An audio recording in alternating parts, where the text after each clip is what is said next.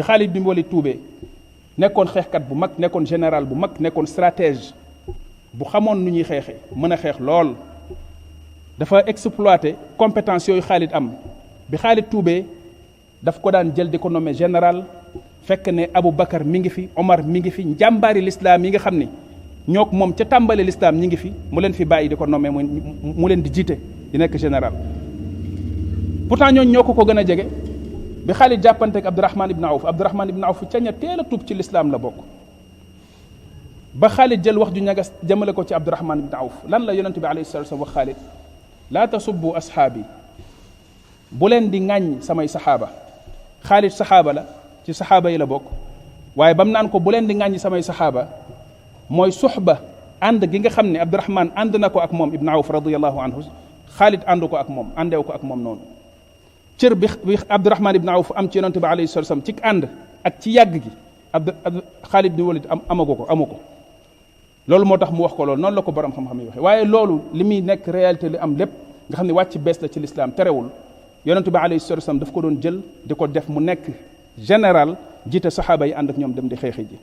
loolu la yonente bi alayhi salatu wasallam daan doxale noonu la yaree jullit ñi ci jamonoom jàngal ko saxaaba yi ci principe yu mel noonu la doon liggéey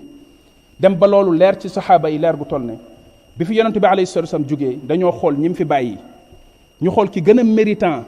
ki gën a yelloo mun koo wuutu ci cër bi ko yàlla joxoon muy cërub jiite xeetu lislaam taawu xeet bi yore seen mbir di ko doxal ci xilaafaam ñu xool ki ñu jàpp ne moo ko ci gën a mën a taxawee di Abu Bakar Siddiq ñu jiital ko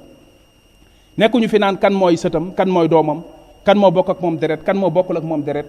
kan moo toogoon ak moom ca garab ga kan moo naanoon ak moom ndox xooluñu loolu dañ ne Abu Bakar mii bi yonente bi alayhi salatu wasallam demee ba feebar ba yaramam diis ñu ne ko dañuy julli ci jàkka ji mënut a jóg daf ne jiital leen Abu Bakar bi yàlla farataalee aj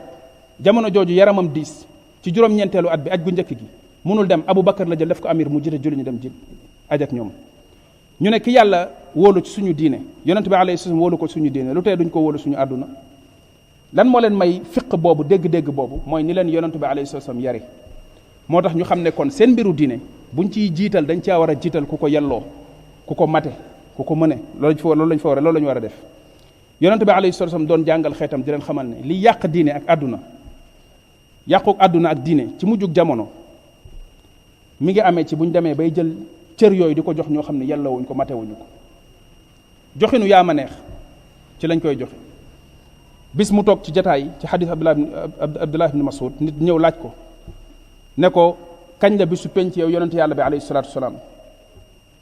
yonente bi alayhi salatu wasalaam ne ko buñ demee ba li ñuy wóolu nit di ko jox mu sànk ko mu ne ko loolu nu muy mën a demee mooy ñu jël mbir jox ko ku ko matewul ku ko mënta sàmm ku ko mënta saytu ku ko yelloowul buñ ko joxee ala kulli xaal da koy yàq dina ko sànk ñàkk koo mate ci ne compétence yi nekkuñu fi mën-mën bi xam-xam bi newu fi wala maandute gi ak ragal yàlla ji newu fi loolu moom mooy yàq diine loolu mooy yàq àdduna mu ne ko bis boo gisee lu mel noonu ci nit ñi ci société bi nga gis ko xamal ne bisu penc léegi mu ñëw loolu la ko yonente bi alayhi salatu wasallam wax